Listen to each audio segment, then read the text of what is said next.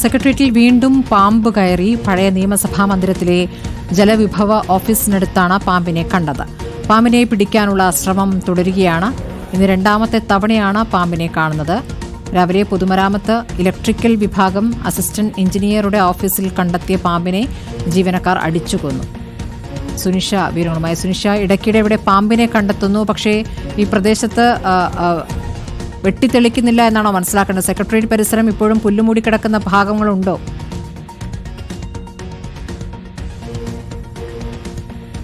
സ്മൃതി, അത്തരം പുല്ലുമൂടി കിടക്കുന്ന ഭാഗങ്ങളില്ല. പക്ഷേ എങ്ങനെയാണ് ഈ പാമ്പ് എത്തുന്നത് എന്നുള്ളൊരു സംശയം തന്നെയാണ് ആ ജീവനക്കാർ പ്രധാനമായും ഉയർത്തുന്നത്. ഈ പറഞ്ഞതുപോലെ കൃത്യമായ മെയിൻ്റനൻസ് നടക്കുന്നില്ല, അല്ലെങ്കിൽ അങ്ങനെ കാത്തു വെക്കുന്നില്ല എന്നുള്ളൊരു പ്രശ്നമാണ് ജീവനക്കാരുടെ ഭാഗത്തു നിന്നും ഉയരുകയും ചെയ്യുന്നത്. ഈ പറഞ്ഞതുപോലെ ഇന്ന് രണ്ടാമത്തെ തവണയാണ് ഈ പാമ്പിനെ കാണുന്നത് എന്നതാണ്. രാവിലെ ഒരു പാമ്പിനെ കണ്ടിരുന്നു ഈ പൊതുമരാമത്ത് ഇലക്ട്രിക്കൽ വിഭാഗം ചീഫ് എഞ്ചിനീയറുടെ ഓഫീസിനടുത്ത്. ആ പാമ്പിനെ ജീവനക്കാരെല്ലാം ചേർന്ന് അടിച്ചു കൊല്ലുകയും ചെയ്തിരുന്നു. പക്ഷേ അത് കഴിഞ്ഞിതാ മണിക്കൂറുകൾ പിന്നിടുമ്പോഴാണ് വീണ്ടും പാമ്പിനെ കണ്ടു എന്ന സെക്രട്ടേറിയറ്റിനകത്ത് നിന്നും വിവരം ലഭിക്കുന്നത് എന്നതാണ്. ഈ പറയുന്നത് പോലെ ജലവിഭവ വകുപ്പ് ഓഫീസിനടുത്ത് വെച്ചാണ് ഇപ്പോൾ പാമ്പിനെ കണ്ടിരിക്കുന്നത്. ഈ പാമ്പിനെ പിടികൂടാൻ കഴിഞ്ഞിട്ടില്ല. എല്ലാവരും പിടികൂടാനുള്ള ശ്രമം നടത്തുന്നു എന്നതാണ് നിലവിൽ മനസ്സിലാക്കുന്നത്. സെക്രട്ടറിന് അകത്തേക്ക് കടക്കാനുള്ള ചില ബുദ്ധിമുട്ടുകളുണ്ട്. ഈ പഴയ നിയമസഭാ മന്ദിരമുണ്ട്, അതിൻ്റെ ഭാഗത്താണ് ഈ ഓഫീസുകളൊക്കെ സ്ഥിതി ചെയ്യുന്നത്.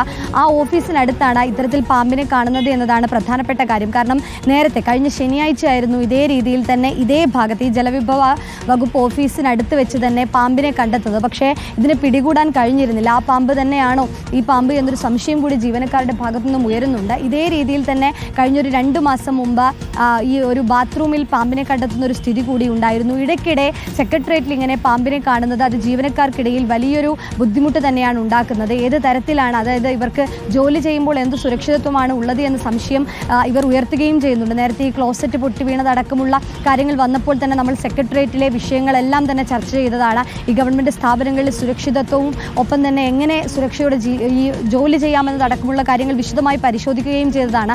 അതിനിടയിലാണ് വീണ്ടും ഇതാ പാമ്പിൻ്റെ വിഷയവുമായി ബന്ധപ്പെട്ടുകൊണ്ട് ജീവനക്കാർ ഇപ്പോഴും ഈ ബുദ്ധിമുട്ടുകൾ ആദ്യം അറിയിക്കുന്നത് എന്നതാണ്. നിലവിലേതായാലും പാമ്പിനെ പിടികൂടാൻ കഴിഞ്ഞിട്ടില്ല എന്നതാണ് ലഭിക്കുന്ന വിവരം. ഇപ്പോഴും ഇന്ന് രണ്ടാം തവണയാണ് എന്നതാണ് പ്രധാനപ്പെട്ട ഒരു കാര്യം കൂടി. മറ്റു ബുദ്ധിമുട്ടുകൾ, പക്ഷേ കൃത്യമായ ഒരു മെയിൻ്റനൻസ് അത് നടത്തേണ്ടതുണ്ട് എന്നതാണ്.